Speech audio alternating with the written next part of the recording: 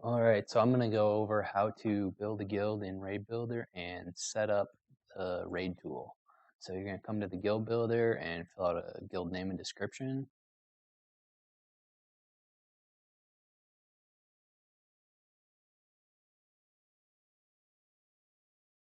So now I've got my own guild and I can promote members who join my guild right here. So I'll join on my other account real quick.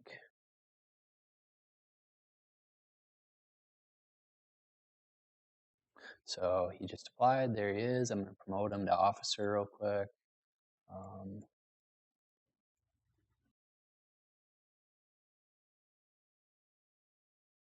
And okay, so now that the guild is set up and you can invite members, you need to set up the raid bot. So for setting up the raid bot, you come over to manage classes. And so here you have to create your own classes and super classes. I won't go over that.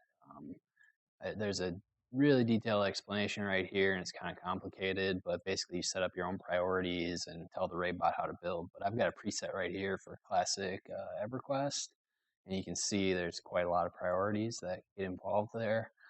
And so now that the default classes are set, now that the classes are set up, I can come to create raid and create a raid.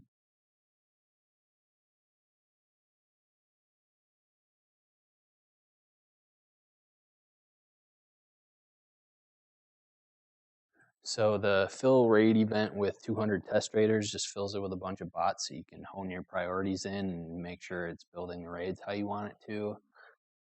So yeah, so after you create the raid, all those 200 players are already checked in. So now, after you create the raid, people can come and check in for it. Like here, I could add some boxes.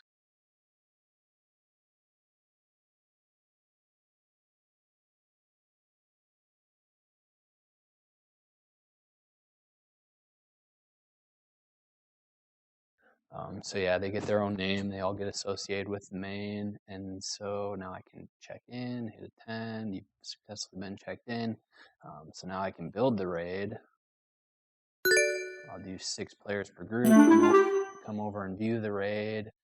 So yeah, now only officers can get here right now, but you can unlock it so that everyone else can come and view the raids. But so it locks so that you can play with the raid beforehand. Like if any of the groups aren't built exactly how you want it, like my warrior cleric got put in with some casters, I could fix that. But typically it's pretty good, and that's only happening because the other groups are strong. Like here, it's perfect tank group, perfect caster group, perfect melee group, perfect caster group, and yeah, so it's just getting a little bit weird due to not being able to make the perfect group because perfect comp is not available. But anyways, so yeah, you can move the groups around. You can scroll to the different raids.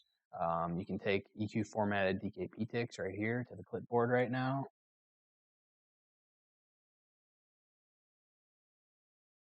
And so that's all raids in one raid tick.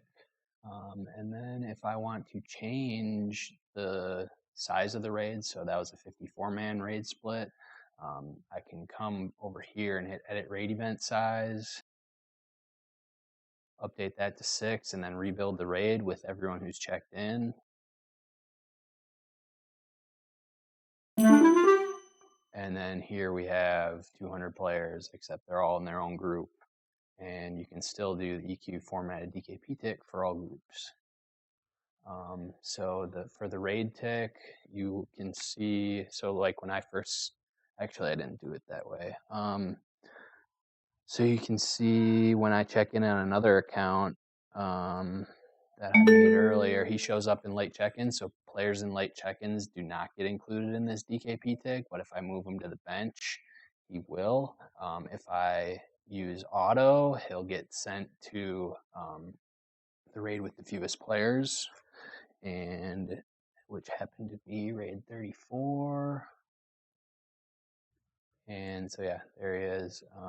Your raid is always at the top, so here's raid 27. But yeah, that is the Raid Builder raid bot.